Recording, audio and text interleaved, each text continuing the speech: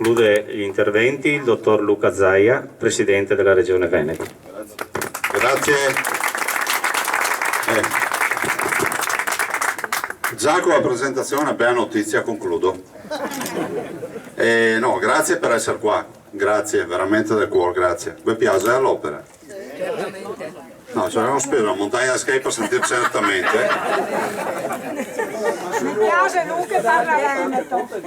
Cosa è successo? Questa è via Villa Storta. Sì. E il ponte è via Villa Storta. Ah, ho capito. No, vabbè, però intanto grazie, un saluto a tutti, al sindaco in primis. Sono qua, Fredo ha ragione, ben accompagnato. L'assessore De Berti, per chi non l'avesse capito, è l'assessore alle strade, a tutte queste opere ferroviarie e trasporti.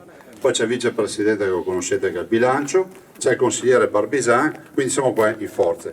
Allora, noi abbiamo fatto un accordo per 80 sottopassi con RFI.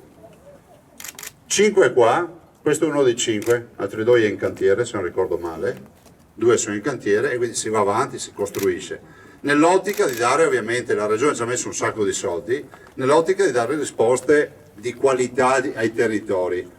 Guardate, da quando ci siamo noi, vi dico una roba, perché c'è il sottopasso ma sopracorre il treno.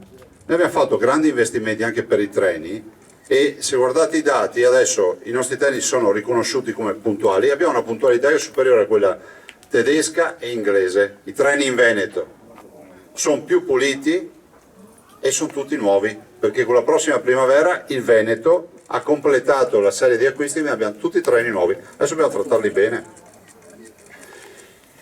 Noi continuiamo con gli investimenti, sapete che siamo in un paese in cui non è facile fare le robe, C'è sempre qualcuno che saprebbe farla meglio. Come si dice, 55 milioni di commissari tecnici della nazionale, ma in campo ci sono 11 giocatori e l'allenatore è uno solo, cioè sono io.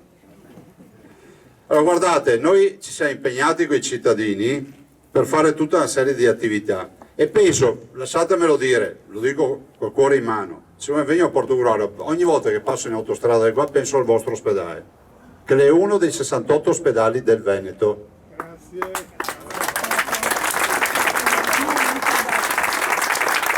Allora,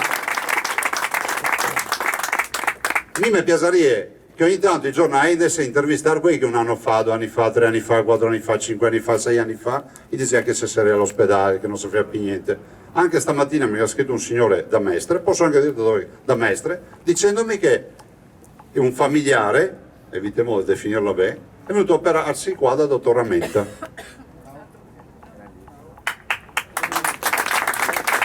Non voglio dire che a Mestre non è bravi, però voglio dire che abbiamo preso in mano un ospedale che ormai qualcuno considerava un cadavere eccellente e lo stiamo facendo diventare attrattivo. Dopo qua un appello ai portogruaresi, bisogna far fioie. E ha dato signora, però mi se no putei e il punto nascita faccio fatica a farlo lavorare. Cioè noi altri non saremo il punto nascita, però sappiate che c'è anche la difficoltà di avere bambini. Stiamo investendo, vi anticipo che la mia idea sull'ospedale è quella di pensare a un ampliamento, perché comunque per consolidare... No, ma guardate, peraltro è più di un anno nel quale ci stiamo lavorando a questa idea. Più che altro per riorganizzare un po'.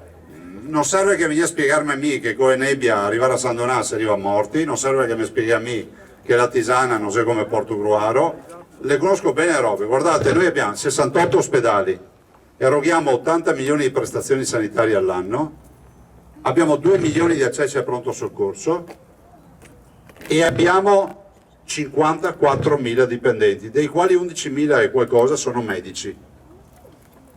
Allora, a me va bene tutto, ma non esiste che voi andate in ospedale e che qualcuno vi venga a dire che il sottoscritto in questi anni ha diminuito i dipendenti, perché è una bugia. Sono aumentati dal 2010 gli infermieri, gli operatori sociosanitari, abbiamo diminuito gli amministrativi di 700 unità, ma abbiamo esternalizzato alcune attività tipo il CUP, eccetera, quindi sono dipendenti nostri che oggi sono attività che fanno altri. Sono diminuiti di 250 unità i medici, ma non per nostra scelta, ne mancano 1300 in Veneto. e 56.000 in Italia. Cioè, ascoltatemi bene, mancano 1.300 medici in Veneto e 56.000 in Italia. Il problema che c'è oggi nella sanità è trovare medici. Mancano pediatri, mancano anestesisti, cioè noi a volte abbiamo la sala operatoria che non lavora, non perché manca il chirurgo, perché manca l'anestesista. Hanno sbagliato la programmazione nella scuola, all'università, e questi sono i risultati della Repubblica delle Banane, perché non è possibile trovarci senza professionisti.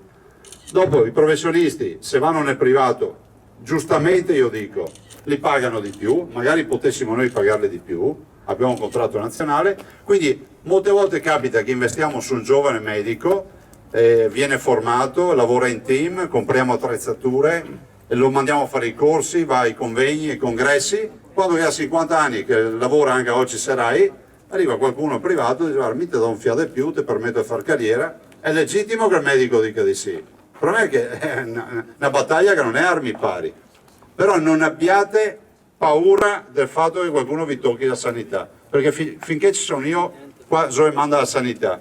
Guardate, penso alle signore che sono qua, ma potrei fare un esempio anche sui maschietti, cioè per l'organizzazione che abbiamo dato noi ai servizi senologici, quindi il tumore al seno nelle donne, il 95% dei cancri al seno in Veneto ha esito positivo, cioè c'è la cura e la guarigione della malattia.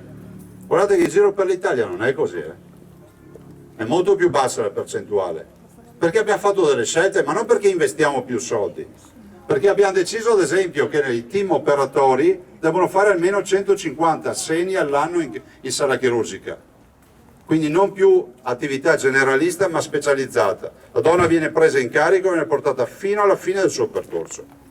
Questo è quello che vuol dire fare una sanità d'avanguardia. Insomma, penso che non serve che vi stia qui a dire cosa si fanno in molti reparti qui a Portogruaro, vi ho parlato prima di urologia, vi posso parlare di tutto quello che è il tema del... non mi viene il nome. No, a parte l'ortopedia, ma il dottor Zanon è chirurgia vascolare, ecco, no. Sì, la cardiologia, quindi sull'ospedale vogliamo investire, andare avanti, quindi strade nuove ma da farle in salute, possiamo dire così alla fine. Fate un bel applauso all'Elisa che vi ha seguito i lavori.